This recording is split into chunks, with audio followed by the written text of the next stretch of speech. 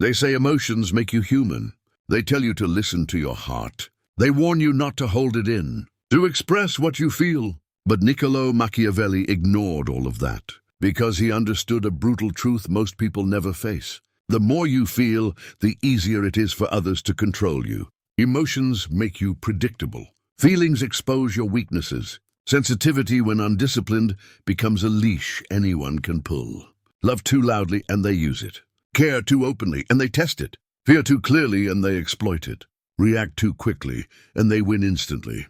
That's why Machiavelli didn't just master politics, he mastered himself. Because no strategy matters if your emotions can be hijacked at any moment. From birth, you're taught that openness means honesty, that feeling means truth, that vulnerability means strength. Yet every time you gave in to emotion, someone used it against you. You forgave too soon. You overreacted and seemed unstable. You chased closure that never came. You confessed something personal, and they remembered it when it benefited them. That's the price. Your emotions didn't free you. They gave others the key to your cage. Machiavelli didn't live in an age of therapy or oversharing. He lived in courts built on betrayal, bribery, and blood. He watched friends turn into enemies. Allies switch sides. Kings fall because they trusted the wrong smile. In that world, emotions were a luxury you couldn't afford, not even slightly. Men are driven by two principal impulses, he said, love and fear. And Machiavelli knew, to be feared, you must feel less. Because emotion makes you predictable. Your anger is easy to provoke.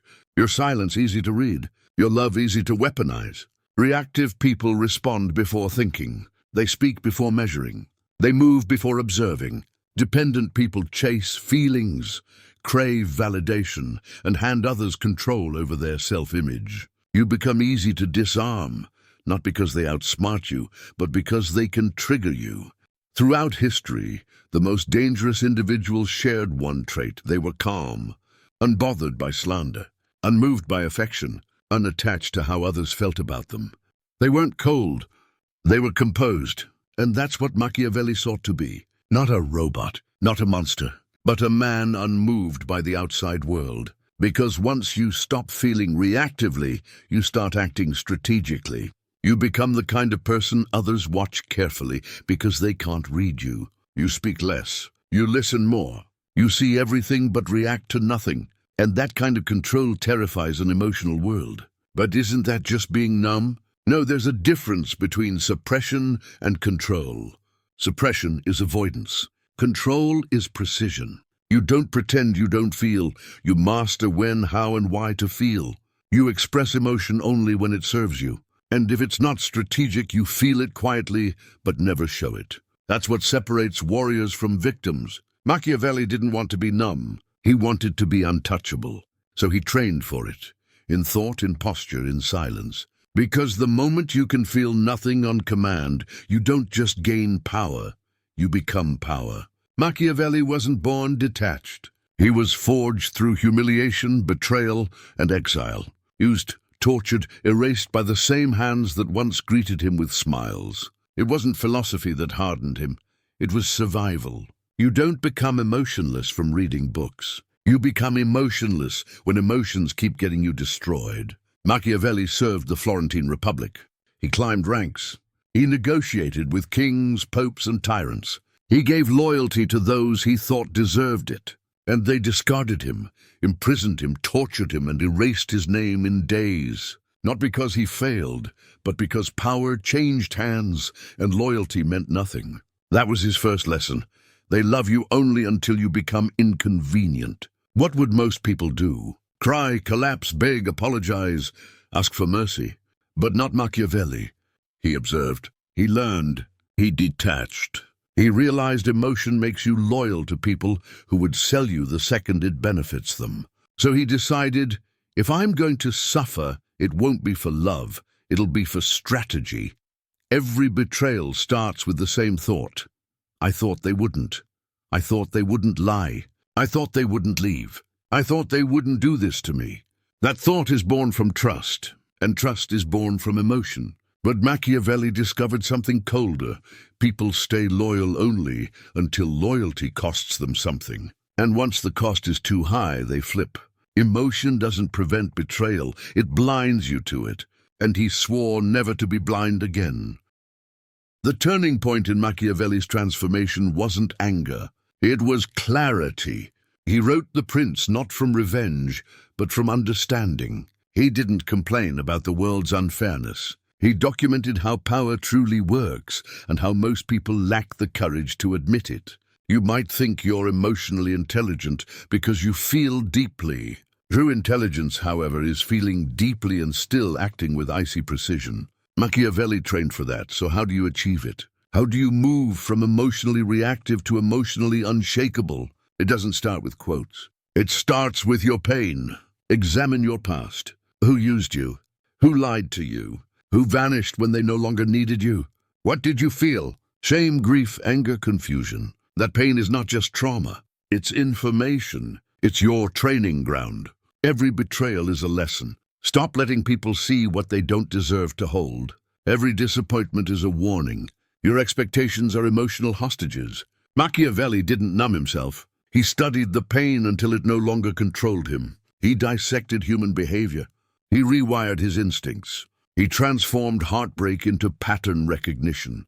Now, when someone smiles too fast, praises too readily, or agrees too eagerly, he doesn't feel warmth.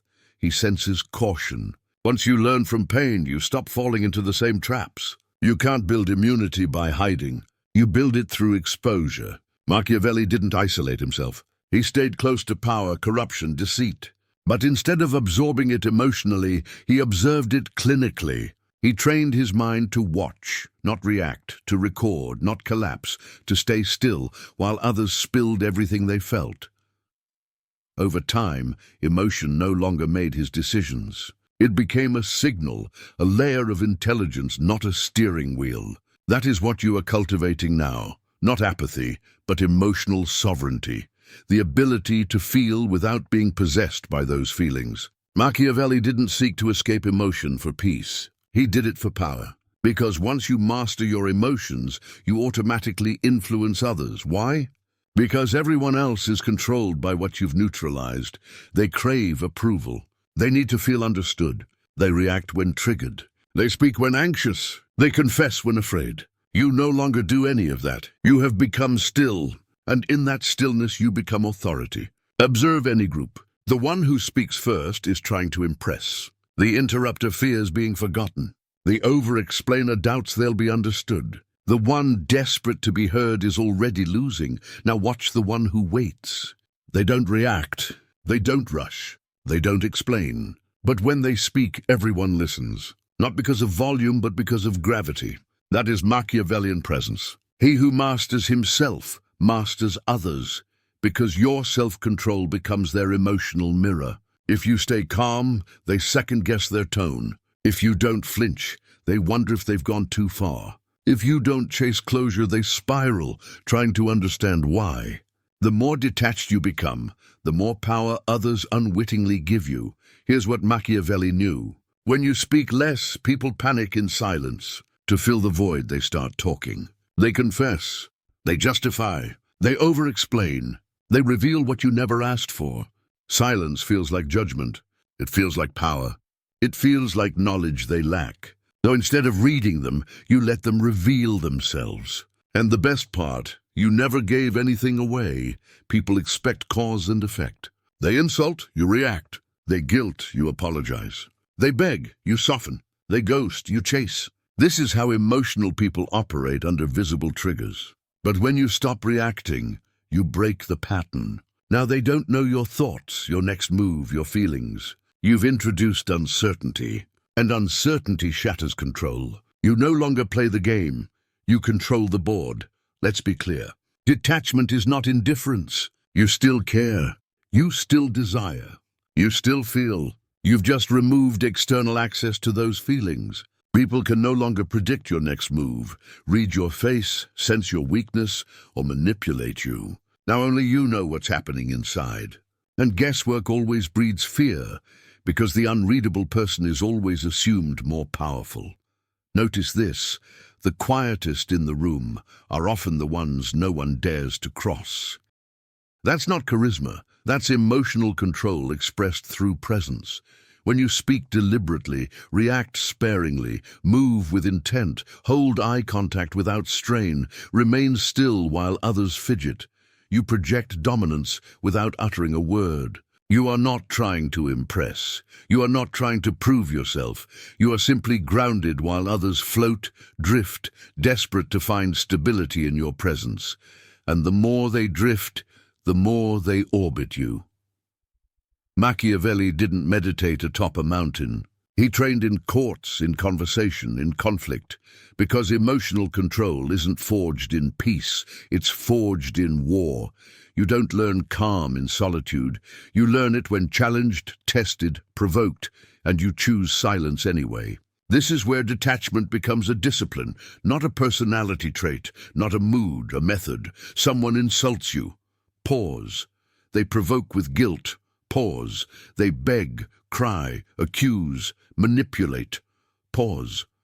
Machiavelli trained the pause like a weapon, because in the space between stimulus and response, you reclaim control, not just of your words, but of the room. You dictate tempo, and once you control tempo, you control direction. He who speaks second knows the field. That's not just strategy. That's emotional economy. Let them expend energy. You conserve yours. That alone makes you stronger. You don't react to every tonal shift. You don't internalize every insult. You don't crumble at every hint of rejection. You watch. You catalog. You study, not to attack, but to understand. Because most people reveal their entire psychological blueprint in how they try to make you feel. If they guilt you, they are insecure. If they flatter you, they want control. If they ignore you, they seek attention. Machiavelli treated emotion like data. Every reaction maps someone's core fear, and every map is advantage if you remain silent enough to read it. You owe no one emotional clarity. If asked, "You seem off. Are you okay?" You reply, "I'm processing." If asked, "What are you thinking?" you reply, "A lot, but nothing urgent." This is how you train ambiguity, not by faking, but by revealing less than they can exploit. Clarity exposes vulnerability. Ambiguity creates protection. The less they know, the more they guess, and the more they guess, the weaker they become. When a conversation ceases to be productive, you leave, not with drama, not with explanation, just with distance. You stop replying, you stop engaging, you stop validating. Every unnecessary response is a withdrawal from your emotional bank. Machiavelli never let someone trap him in a loop. He disengaged, silently. Power doesn't need a closing statement. It only needs to vanish. You're in awkward silence. You're stared at. You feel misunderstood. Your instinct is to fix it, to fill the gap, to explain, to defend. Machiavelli would feel the same pressure and remain unmoved, undisturbed. That's where real training happens, in refusing to relieve discomfort. Discomfort is a test, and most fail by overcorrecting. You win by letting others drown in tension. You breathe within it. Eventually, pause becomes natural. Neutrality becomes instinct. You won't be triggered. They simply can't reach you. Then you move from discipline to dominance. You train yourself to feel nothing when it matters most. Everything only when it serves you. You're not cold, you're precise.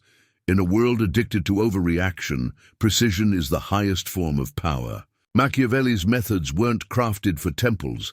They were forged in courts, councils, betrayals. Your modern world is no different. Now tests are public, daily. Messages demanding instant reaction. Social media designed to provoke. Relationships weaponizing guilt, silence, drama. Workplaces built on emotional games.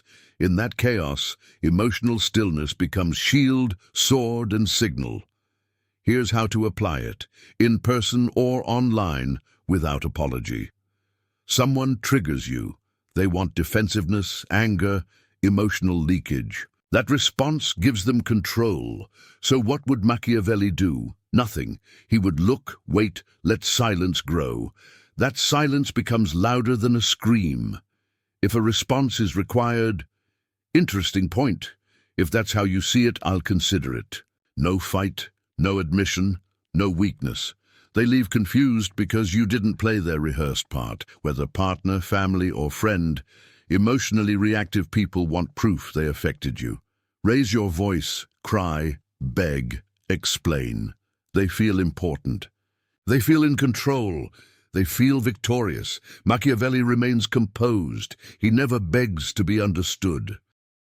He wouldn't match energy. He wouldn't even say, "You're overreacting." He'd say, "We'll revisit this when emotions cool. I understand you need space. Let's not destroy respect to prove a point. This isn't detachment. This is emotional martial arts. You deflect attacks. You preserve your center. You win without conflict. Someone takes a shot at you online. They bait you in comments, messages, or indirect posts. The world teaches you to clap back, defend your name, clarify your stance. Machiavelli would never do that. He who speaks first appears defensive. He who speaks last appears decisive. He who says nothing becomes untouchable. Let them rant. Let others watch. Your silence becomes a roar. To some, you're dignified. To others, mysterious. To your enemies, terrifying. You didn't defend yourself. You made them look obsessed. That is power. You'll meet people who confuse love with control. They'll say, "If you don't tell me now, it means you don't care. Why won't you just be vulnerable? You used to share everything with me." Translation: I can't control you anymore, and that scares me. Machiavelli would feel no need to explain his silence, because his love, like his strategy, was deliberate, not reactive. He wouldn't respond to pressure. He'd respond to patterns. If someone constantly wields emotional leverage, you don't owe them openness. You owe them distance. Emotional stillness teaches others how to treat you, not through words, but through resistance. You don't react, you reposition. Those who can't respect that aren't qualified to stay. Your name is spoken in rooms you aren't in. You're being framed, doubted, redefined. You want to speak out, to say, "That's not who you are." Machiavelli wouldn't fight lies. He'd flood them with results. He'd outperform, outlast, outgrow. Engaging rumors validates them. Ignoring them while rising turns critics into footnotes. History never remembers the footnotes. Over time, people stop pushing your buttons because they no longer work. Drama avoids you because it can't draw energy from you. Influence grows, not because you demanded it, but because people feel safer around someone they can't control. You become the one who knows when to speak, when to pause, how to command through calmness, how to rule without raising your voice. In today's world, that makes you dangerous in the quietest way possible. Let's correct the biggest misconception. You're not becoming heartless. You're becoming whole. Machiavelli didn't train to feel less. He trained to feel on his own terms. His goal wasn't numbness, it was emotional sovereignty. The ability to own every emotion without being owned by any. That's where detachment becomes a superpower. Most people confuse stillness with repression. They think if you don't express rage, you're bottling it. If you don't show tears, you're hiding pain.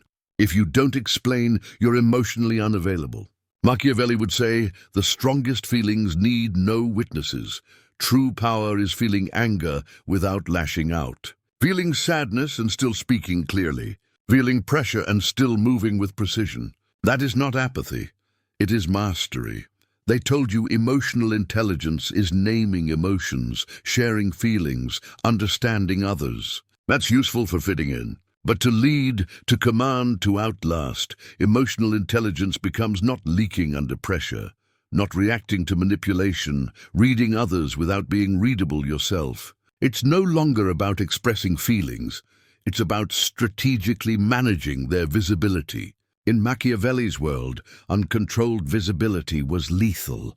Empathy isn't weakness, but uncontrolled empathy is. Reactive empathy. Feeling bad and immediately trying to fix, mirroring pain without checking motives. Strategic empathy, understanding someone's state and using that data, not absorbing it blindly. You can listen, you can care, but you never let someone else's emotion dictate your motion. That's what Machiavelli mastered, using emotions as intel, not instructions. Life is noisy. People are impulsive. The world craves emotional reaction. How does Machiavelli respond? With distance. Not because he's cold, but because chaos doesn't deserve his warmth. If someone yells, guilt trips, performs for attention, acts emotionally violent, you don't fix it. You don't debate it. You pull away. That's not surrender. That's protecting your signal. You don't let emotional static distort your frequency. Machiavelli didn't believe in detachment for its own sake. He believed in detachment that filters reality. When reactive, you love people who confuse you, chase those who ghost you, serve those who exploit kindness. When still, you don't chase, you observe. You don't prove, you wait. You don't beg, you listen. Most people fail those tests because they were never meant to sit beside your stillness. They were only loud enough to be noticed in your chaos. The moment you stop feeling everything for everyone, you begin seeing everyone for what they are. And that's when detachment becomes vision. You don't arrive at emotional immunity with fireworks. You arrive in silence. One day you realize, this would have shattered me before. But now, I feel nothing I didn't choose to feel. That's when you know you're not just surviving emotional chaos, you're governing it. Machiavelli would not celebrate emotional detachment as a trophy. He'd recognize it as a milestone of readiness. When you reach that state, the world starts reacting differently, even if they don't know why. You stop needing to explain your silence, your boundaries, your absence. You no longer offer disclaimers like, I'm not ignoring you. I just need space. I'm not being rude. I'm just tired. Sorry if I seemed cold. Emotional immunity means knowing. If they need you to justify your peace, they were never going to respect it anyway. You move quietly. Those meant to remain in your world don't ask why. The people who once controlled you with emotional pressure. Lines like, after everything I've done for you, I thought you cared. You used to be different, fall flat, not because you've become cruel, but because you finally see what they're doing. They're not expressing pain, they're fishing for control. And now you don't bite. You nod, you breathe, you walk away. That's not indifference. That's recognition. You see the game and choose not to play. You no longer race to fill silence. You no longer over-explain to avoid being misunderstood. You speak in clean, weighted lines, and that's enough. Why? Because emotional immunity sharpens your language. You say, I understand. That's not something I tolerate. Let's revisit this later. People listen because your words carry gravity, not performance. You no longer speak to be validated. You speak only when needed, and that scarcity makes people focus. Before, it took months to recognize red flags. Now one conversation, one boundary test, one guilt trap, and you see it for what it is. Emotional clarity removes illusion. You no longer project hope onto people. You no longer invent excuses for them. You no longer interpret chaos as potential. You simply see, and what you see, you act on. You no longer need 10 proofs. One is enough. Situations that once unraveled, you now feel like rehearsed theater. The guilt trip, you've seen that scene before. The emotional explosion, you already know the script. The passive-aggressive comment, you don't even turn your head. Machiavelli trained himself for courtrooms full of false smiles and veiled threats. You've trained for the emotional equivalent. And now you don't react, you redirect. You've gone from target to threat, from reactive to ruler, from emotional to elemental. Most people can feel it, even if they can't name it. There comes a moment when you don't have to fake it anymore. You don't rehearse detachment. You don't pause before responding. You just are unbothered, unshaken, unreadable. Not because you feel nothing, but because you've trained yourself to feel nothing unless it serves you. That is the final form. If Machiavelli were alive today, this is how he'd walk the earth. You are no longer the emotional soldier, fighting battles, chasing apologies, proving your worth. You've become the strategist, the one who listens without reacting, moves without warning, vanishes without drama, leads without raising your voice. You no longer ask, what should I say? You ask, what outcome do I want? Then you choose stillness, silence, or strike accordingly, not emotionally, strategically. Emotional people are easy to consume. They confess too soon, apologize too fast, bleed to be seen, burn out to keep others warm. Once you hold your own emotions like a fortress, no one gets in. No one forgets the one they couldn't enter. You become the mystery, the standard, the unsolved variable in their story. People don't get over mysteries. They orbit them. This isn't about being cold. This isn't about being stoic to look powerful. This is evolution. You've evolved past guilt, past begging, past the need to be understood, liked, forgiven, or seen. You don't reject emotion. You command it, channel it, store it, for when it becomes useful. You're no longer a servant to your feelings. You are their architect. If he could leave one rule to sum it all up, it wouldn't be don't feel. It would be don't let them know you feel, unless it strengthens your position. Because true power isn't being unfeeling, it's being indecipherable.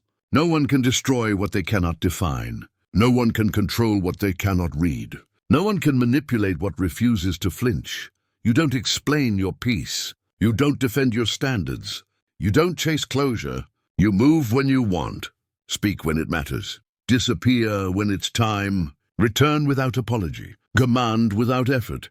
And when they ask, how did you become like this? You say, I stopped letting the world teach me how to feel and started teaching myself when to feel.